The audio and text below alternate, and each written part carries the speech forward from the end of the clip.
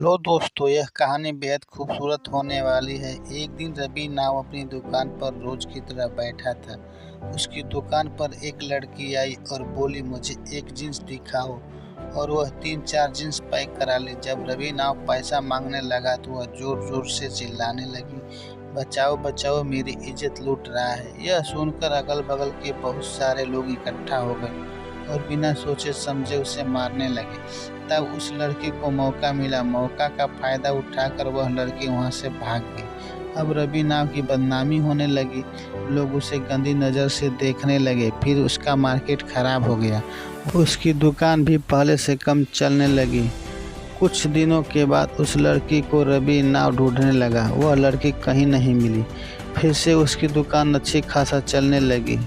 एक दिन उस लड़की के पिताजी आए और बोले, बेटा तुम मेरी लड़की से शादी करोगे? रवि नाव बिना कुछ सोचे समझे बोल दिया, हाँ मैं शादी करूँगा। शादी के लिए तैयार हो गया। फिर शादी की तैयारियां होने लगी और कुछ दिनों के बाद शादी भी हो गई। शादी के बाद रवि नाव उस लड़की को हनीमून पर ले गया। फिर घूमकर एक होटल में दोनों लोग ठहरे। रात में उस लड़की को बहुत परेशान किया और अलग कमरे में जाकर सो गया।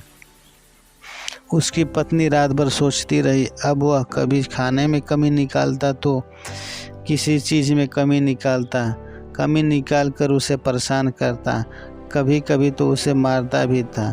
वह सिर्फ बदला लेने के लिए शादी किया था। एक दिन ऐसा हुआ कि रवि नाव उसे छोड़ने का प्लान बना लिया। चलो आज आखिरी रात है, आज प्यार से बात करते हैं। रवि नाव ने उसे अपने पास प्यार से बुलाया और पूछा, तुमने मेरे साथ दुकान पर ऐसा क्यों किया? उसकी पत्नी बोली, मैं उस दिन तुम्हारे साथ जानबूझकर नहीं किया। यह सब मेरा शराबी बाप यह सब करवा रहा था।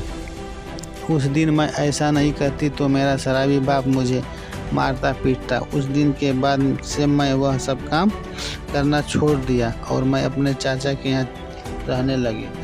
मैंने सोचा कि तुम मुझे माफ़ कर दिए हो, इसलिए मैं शादी के लिए तैयार हो गई, नहीं तो यह मेरी सज़ा होगी। उसकी बात सुनकर रवि राव पिघल गया और सोचने पर मजबूर हो गया कि अब मैं क्या करूं।